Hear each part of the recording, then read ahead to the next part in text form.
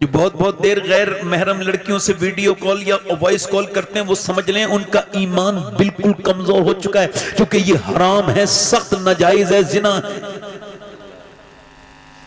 ठीक, ये जिना है।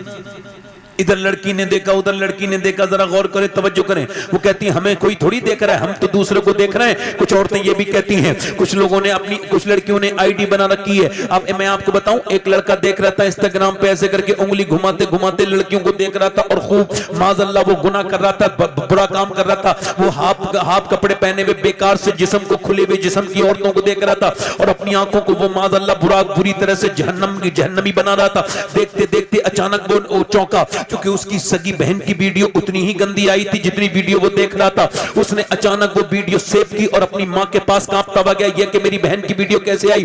उसकी मां तो पढ़ी लिखी थी, कहती मुझे तो नहीं पता, अंदर जाके पूछ लो। अंदर जाके देखा तो उसकी बहन बैठी थी, कहने लगी ये तेरी वीडियो है। वो चुप के वो कुछ उसने झूठ नहीं बोल सकी, कहने लगी हाँ मेरी वीडियो है। कहा तू वीडियो कैसे बनाती है? कहा जैसे तू छुप छुप के देखता है वैसे ही मैं छुप छुप के बनाती हूँ। तू क्या समझता है तू किसी दूसरे घर में डाका डाल रहा है? तेरे घर भी बर्बाद हो गया। जब किसी की भांजी की खुलती है तो वो चीख पड़ता है, जब किसी की बहन की खुलती है तो चीख पड़ता है, जब किसी की बेटी की खुलती है तो चीख पड़ता है, जब किसी की बहन इंस्टाग्राम पे बरहना होती है तो वो चीख पड़ता है। मगर उसको ये कभी याद नहीं रहता कि उसने कितनों की बहनों को बरहना देखा है, उसने कितनों की बेटियों को बरहना देखा है। अगर तू मुसलमान है तो नबी ने फरमाया जो अपने लिए पसंद करता है वो अपने भाई के लिए भी पसंद कर। और तूने अपने घर में टीवी चलाए, तूने अपने घर में फिल्में चलाई। सुनो मेरे दोस्तों, सुनो मेरे भाइयों और मेरी बहनों को, ये कॉलेज में पढ़ने वाली बेटियों को सुना दो, ये मेरी बात सुना दो उन बेटियों को जिन्हें सैयदा कायनात से दूरी है। सुनो, ये मेरी बहनों को सुनाओ। सुनो,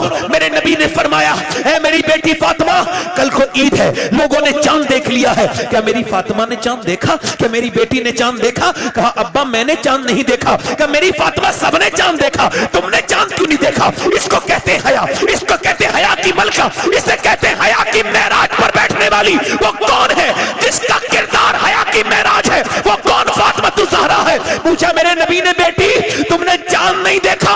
अब्बा मैंने नहीं देखा। फातिमा क्यों नहीं देखा? सबने देखा। कहा अब्बा, उसकी अब्बा, जिस चांद पर गैर महरम लोगों की नजरें पड़ी हैं, फातिमा उस चांद को नहीं देखना चाहती।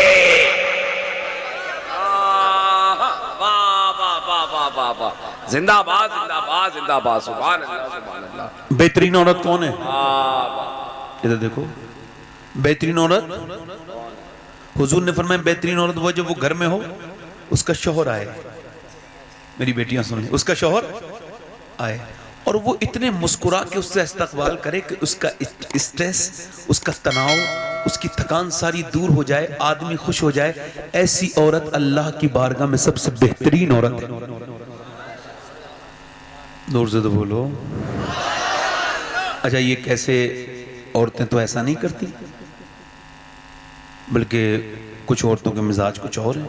मियाँ लोगों से तावीज़ लेके आती हैं कि हमारा आदमी मुट्ठी में आ जाए और काम मुट्ठी से बाहर निकलने करती है।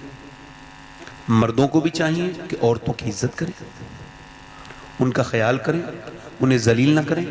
औरतों को भी चाहिए कि जब मर्द आए। अच्छा, ये सीखेंगी कहाँ से? सुनो, मेरा दिल आपको ये बात सुनाने को करता है। लोग कहते हैं कि नानी देखो रिश्ता करने से पहले। ये बात होती नहीं होती? पहले होती थी, अब नहीं होती। अब तो पैसा देखते हैं लोग। मेरी बात गलत है? पहले लोग क्या देखते थे? नानी क्या देखते थे? बोलो, क्या देखते थे? क्या देखते थे? नानी देखते थे कि नानी ठीक तो बेटी ठीक, बेटी ने एक तो फिर नवासी ने एक। और इस्लाम कहता है नानी देखो, नानी ही देखो, क्योंकि इस्लाम भी पहले नानी दिखाता है। इस्लाम कहता है पहले नानी देखनी है तो मक्का मुकर्रमा की खदीजतुल कुबरा की जिंदगी देखो, और अगर माँ देखनी है तो मदीने मुनव्वरा की सैयदा फातिमा ज़हरा देखो, और अगर बेटी देखनी है नवासी तो मदीने की फिर ज़ैनब कुबरा देखो। वाह वाह वाह वाह, जिंदाबाद जिंदाबाद जिंदाबाद, सुभान अल्लाह, बहुत अच्छा है, सुभान अल्लाह, वाह वाह वाह वाह। यानी मेरे हुजूर फरमाते हैं, अम्मी आयशा कहती एक दिन मुझसे एक गलती हो गई। अम्मी आयशा गलती कहते हैं हम उसे गलती नहीं मानते। वो हमारी माँ है, सिद्दीक की बेटी सिद्दीका है। वो कहती है मुझसे गलती हो गई। कहा क्या? का मैंने हुजूर खतीजा का जिक्र करते थे बार बार, तो मैंने कहा हुजूर आप उस बूढ़ी औरत का जिक्र क्यों करते हैं, आपके निकाह में तो जवान औरतें हैं। तो हुजूर की आंखों में आंसू आ गए। कहा आयशा मेरी खतीजा को अब मत कहना, ऐसा चेहरा हो गया जैसे वही आते वक्त होता था। और कहा मैं कांपने लगी। फरमाया तुम मुझे तब मानती हो जब लाखों लोग मेरे पीछे हैं, खतीजा मुझे तब मानती थी जब पूरे मक्के में मुझे कोई नहीं मानता था। सईदा खतीजा का विसाल हुआ, मेरे नबी काबे में नमाज पढ़ रहे हैं। कभी अपने नबी के बारे में भी सोच लिया करो, 10 मिनट हैं आपके पास हुजूर के बारे में बात सोचने की। काबे में नमाज पढ़ रहे हैं, एक आदमी ने ऊंट की ओजड़ी ऊपर से ला के रख दी। ऊंट की ओजड़ी बहुत भारी होती है। हुजूर का सर सजदे में है, सर सजदे में ही है। किसी ने जाकर के कहा सैयदा फातिमा से आपके अब्बा के ऊपर ऊंट की ओजड़ी रख दी गई है, 8-9 साल की उम्र है। आई हैं दौड़ती भी, कितनी छोटी उम्र होती है ना, आई हैं दौड़ती भी और आकर के अपने अब्बा के ऊपर से ऊंट की ओजड़ी हटवाई है। फिर देखा हुजूर की जुल्फों पर कुछ गिलाजत लगी थी, तो लेके आई आबे जमजम और पानी डालने लगी। जब पानी डाली, अच्छा बेटी 8-9 साल की अपने अब्बा के ऊपर पानी डालती है। मैं तो कभी काबे से कहता हूँ, काबे तूने वो मंजर देखा होगा कि जैसे फातिमा तो ज़हरा जब पानी डालती होंगी सैयदा, तो हुजूर ने ऐसे करके अपनी बेटी को देखा। तो बेटी ने जब अब्बा की आंखों में आंसू देखा ना, तो आंसू अपने छोटे छोटे नन्हे नन्हे हाथों से पोंछने लगी और कहने लगी मेरे अब्बा आप बिल्कुल भी गम न करें। मेरी अम्मी कहती थी फातिमा देखना, चाहे तेरी माँ खतीजा रहे न रहे, मगर एक दिन वो आएगा, अल्लाह तुझे तेरे अब्बा को बहुत इज्जतें अता फरमाएगा। बीवियां तो वो होती हैं, मेरी बहनें तो मैं आपसे कहता हूं, हुजूर की बेटी दुनिया से जा रही है। आखिरी बात है मेरी, फैशन करने वाली, नाचने कूदने वाली बेटियां मेरी, 10-10 साल की बच्चियों को नचाने वाले सुन लें, जिस्म पर टाइट लिबास पहनाने वाले सुन लें, ध्यान से। आखिरी बातें हैं मेरी। यूं ही हर एक बात पर रोता नहीं हूं मैं, यूं ही हर एक बात पर रोता नहीं हूं मैं, एक जख्म मेरे दिल में है गहरा लगा हुआ। हुजूर की बेटी दुनिया से जा रही हैं। अली कहते हैं वो मुझसे कहने लगी आज मेरा इंतकाल हो जाएगा। मुस्कुरा के कहने लगी, कैसे फातिमा? कहने लगी आज मैंने अपने अब्बा को ख्वाब में देखा, मेरे अब्बा कुछ ढूंढ रहे थे, मैंने पूछा अब्बा क्या ढूंढ रहे हैं? फातिमा मैं तुझे ही ढूंढ रहा हूं मेरी बिटिया, मेरी बेटी। और 6 महीने हुजूर के बाद हयात रही मगर मुस्कुराई नहीं, और हुजूर के गम में दुनिया से जा रही है। 26-27 साल की उम्र है। और कौन बेटी है मेरे नबी की जिसके जोड़े जन्नत से आए, जिसने एक हसन पाला दूसरा हुसैन पाला, जिसने एक ज़ैनब पाली, आओ सलाम करें उसके आस्ताने को, हुसैन पाल के जिसने दिया जमाने को। हजरत अली कहने लगे, फिर वो रोने लगी, मेरी बहनें सुन लें, मेरी बेटियां सुन लें। वो रोने लगी। मैंने पूछा रोते क्यों हैं आप?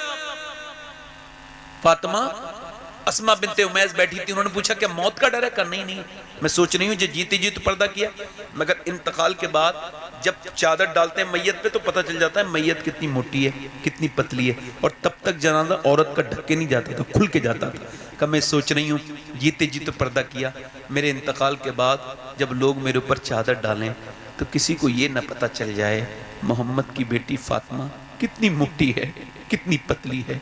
अल्लाह अकबर। हजरत अली कहते हैं मेरी चीख निकलने को हुई, अल्लाह अकबर। हमने कहा हम आपका जनाजा ढक के लेके जाएंगे सैयदा। ये बड़े बाप की बड़ी बेटी इसे कहते हैं, ये है बड़े बाप की बड़ी बेटी जिसकी बातें कितनी बड़ी हैं कि जब मेरा जनाजा निकले तब भी मेरी बेपर्दगी नहीं होनी चाहिए, ऊपर से ढक के जनाजा जा रहा है। हजरत अली कहते हैं जब उनकी रूह निकली तो मैंने देखा हाथों में गांठें पड़ी हुई थी। क्यों? चूंकि चक्की चलाती थी। क्यों? चूंकि वो घर का सारा काम करती थी। क्यों? इमाम हसन कहते हैं मेरी माँ 17 दिन का फाका करती थी मगर कभी कुरान को नहीं छोड़ती थी, पूरे दिन कुरान पढ़ती थी।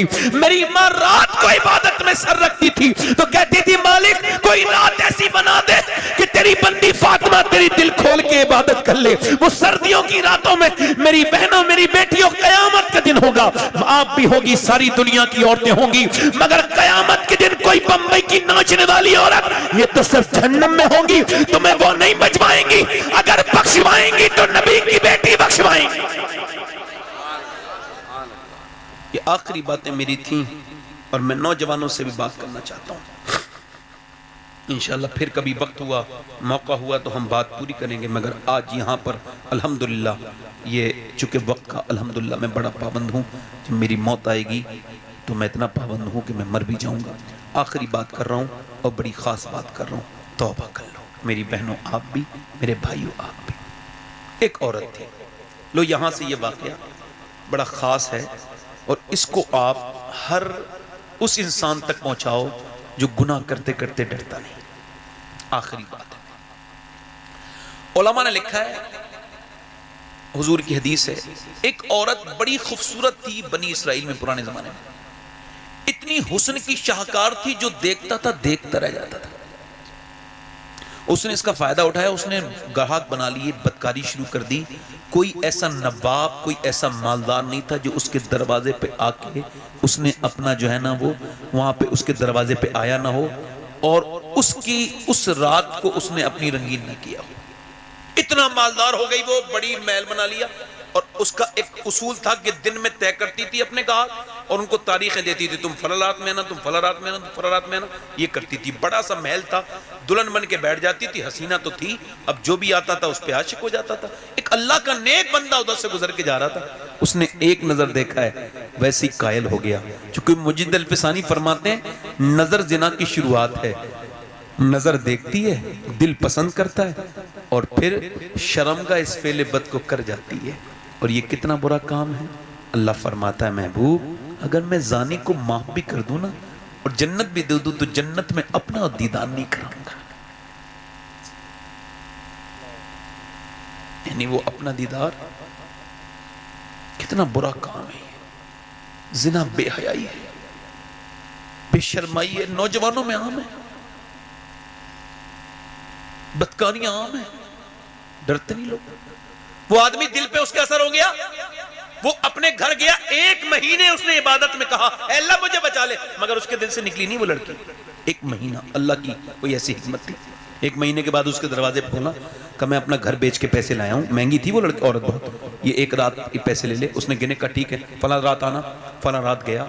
अब उसने बिस्तर बना रखा था, बेहतरीन बिस्तर, बेहतरीन कमरा, दुल्हन बन के वो बैठती थी, अपने ग्राहक को मुतमईन करने के लिए सब करती थी।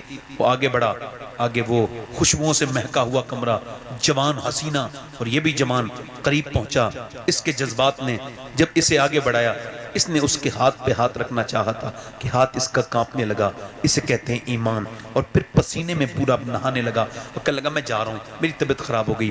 का तबीयत तो अच्छे अच्छों की ठीक हो जाती है, यहाँ पर ये ऐसी जगह है, ये बता आखिर तुझे कौन सी ऐसी बात है जो इस मौके से बाहर को ले जा रही है। कहने लगा सुनना चाहती है?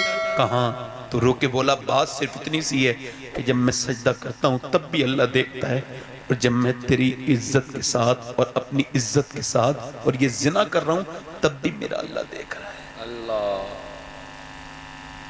वो ये कह के भाग गया, निकल गया, मगर उसके दिल में तौबा का बीज बो गया।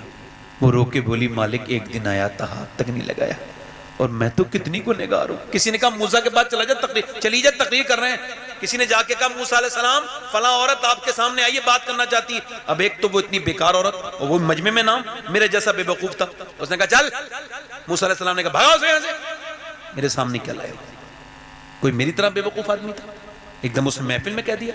अब भगा तो दिया, उसने सुन लिया, वो भौंकती भी गई, दरवाजा बंद किया और दरवाजा बंद करते ही रोने लगी। कहने लगी मालिक मूसा ने भगा दिया, मगर ये बता तू भगाएगा तो कहाँ जाऊंगी? जमी भी खुदा की, जमा भी खुदा का, मकीनो मकान ना मका भी खुदा का। गुनाहगार गर बंदे कहाँ जा सकेंगे? खुदा की खुदाई से बाहर निकल के रो के बोली मालिक मुझे माफ कर दे।